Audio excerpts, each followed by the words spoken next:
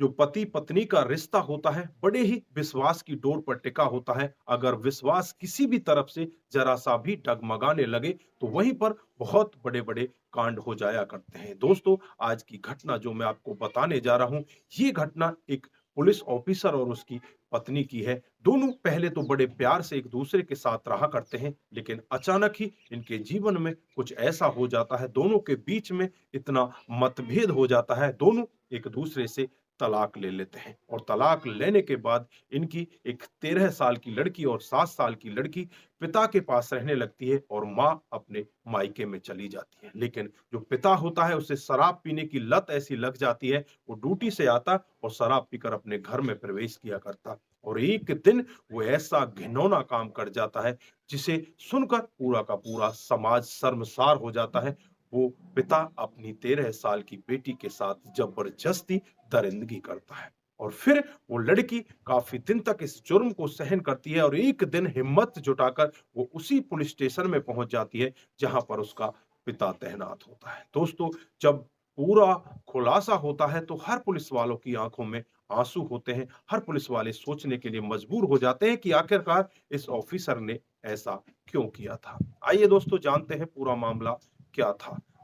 नमस्कार, जय हिंद। आप देख रहे हैं एपीएच न्यूज राहुल रावत के साथ। तो दोस्तों, आज की जो हकीकत की घटना आपको बताने जा रहा हूं, ये कलकत्ता के एक पुलिस स्टेशन की हकीकत की घटना है। 30 दिसंबर को यहाँ पर एक 13 साल की लड़की पुलिस स्टेशन के अंदर आती है और पुलिस वालों से कहने लगती है कि साहब, मेरी कंप्लेंट दर्ज कर लीजिए। पुलिस वाले उसकी तरफ देखते हैं और देखकर हंसने लगते हैं कि ये लड़की कह क्या रही है। उसको ऐसे ही ठिठोलियां मारने लगते हैं। वो लड़की फिर कहती है कि आप लोग मेरी रिपोर्ट दर्ज कर लीजिए और मैं किसी और के खिलाफ रिपोर्ट दर्ज कराने नहीं आई। मैं खुद अपने पापा और जो आपके थाने में ही है उनके खिलाफ रिपोर्ट दर्ज कराने आई हूँ। जब ये मामला वहां के सीनियर ऑफिसर डिप्टी कमिश्नर सौम्यो राय के पास पहुंचता है तो सौम्यो राय उस लड़की को अपने पास बिठाते हैं, उसे पानी पिलाते हैं और उससे जब पूरी डिटेल खंगाली जाती है तो उसकी बातों को सुनकर एक बार के लिए जो डिप्टी कमिश्नर होते हैं वो भी सोच में पड़ जाते हैं कि एक पिता और बेटी के रिश्ते को किस तरह से तार तार किया जाता है। वो लड़की बताती है कि आज से कुछ समय पहले का वाक्य होता है, जब मेरी माँ और मेरे पापा के बीच में लड़ाई हो जाती है। लड़ाई इस कदर आगे बढ़ जाती है, दोनों के बीच में तलाक हो जाता है और मेरे पापा के हिस्से में हम दोनों बहन आ जाते हैं। मेरी एक छोटी बहन भी है जिसकी उम्र 7 साल होती है। हम पढ़ने लिखने जाया करते हैं और पढ़ लिख कर अपने घर आया करते हैं। हमारी जो माँ होती है वो मायके में रहने लगती है और अक्टूबर का महीना होता है जब मेरे पापा शराब पीकर बहुत ज़्यादा नशे में होते हैं। वो घर के अंदर प्रवेश करते हैं, इधर-उधर की बातें करने लगते हैं और जहाँ पर मैं सो रही होती हूँ उसी चारपाई पर ये पहुँच जाते हैं और मेरे साथ ज़बरदस्ती करने लगते हैं। मैं इनका विरोध भी करना चाहती, लेकिन इन्होंने मेरे मुंह को बंद कर लिया और पहली बार मेरे साथ में इसी तरह की दरिंदगी की। मैं पूरी रात भर सो नहीं पाई, रोती रही और मैं अपनी जान भी देना चाहती थी, लेकिन इतनी हिम्मत जुटा ना पाई कि मैं अपनी जान ले लूं। और उसके बाद जब भी इनका मन करता ये मेरे साथ में इसी तरह का घिनौना काम करते और मैं इनसे बार बार रिक्वेस्ट करती, हाथ जोड़ती, लेकिन मेरी ये एक भी नहीं सुनते और मुझे धमकाते, अगर इस सब के बारे में तूने किसी को बताने की कोशिश की तो तुझे जान से मार दिया जाएगा।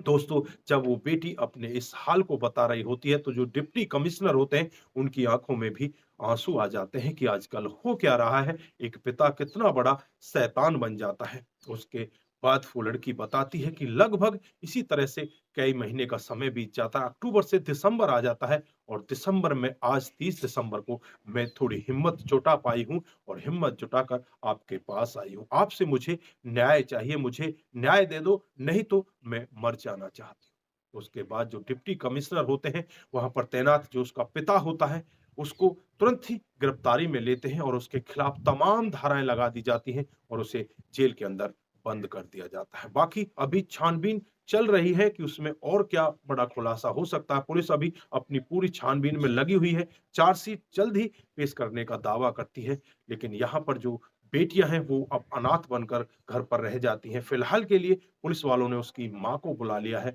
और माँ को ही उन दोनों बेटियों को सौंप दिया है। लेकिन जब माँ को भी पूरे वाकया के बारे में पता चलता है तो माँ की आंखों में भी आंसू रुकने का नाम नहीं लेते।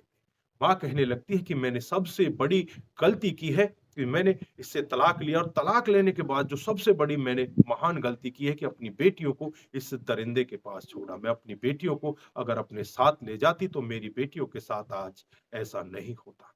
तो दोस्तों, यहाँ पर आप क्या कहना चाहते हैं? एक पिता जो पुलिस इंस्पेक्टर होता है और जो पुलिस में कार्यरत होता है, जिसकी ज़िम्मेवारी दोगुनी हो जाती है, जो एक रक्षक के रूप में काम करता है, वो ही इस तरह का भक्षक बन जाए, तो इस समाज का क्या हाल होगा? दोस्तों, ऐसे पिता को आप किस तरह की सज़ा में देखना चाहते हैं, वो भी आप कमेंट बॉक्स में ज़रूर बताइएगा। दोस्तों, इस घटना को ज़्यादा से ज़्यादा लोगों के साथ शेयर करने की ज़रूरत भी है कि ऐसी घटनाएँ ज़्यादातर चुपचाप जो लड़कियाँ सहन करती रहती हैं, उन्हें सहन करने की ज़रूरत नहीं है। अगर किसी के साथ भी इस तरह का घिनौना काम हो रहा है, इस तरह से ज़बरदस्ती कोई गलत काम हो रहा है, तो आप नज़दीकी पुलिस स्टेशन में जाकर अपनी पूरी कहानी पुलिस वालों को बता सकती हैं और उनसे मदद ले सकती हैं। दोस्तों, बहुत सारी चाइल्ड हेल्पलाइन नंबर हैं, बहुत सारे ऐसे नंबर हैं जिनसे आपको हेल्प मिल सकती है, आप उनसे भी मदद ले सकते हैं, लेकिन किसी को भी इस तरह के जुर्म को सहन करने की ज़रूरत नहीं है। तो दोस्तों, आप जहाँ भी रहें, सतर्क रहें, सावधान रहें और ऐसे क्राइम को अपने आस-पास ना होने दें। नमस्कार, जय हिंद, जय भारत।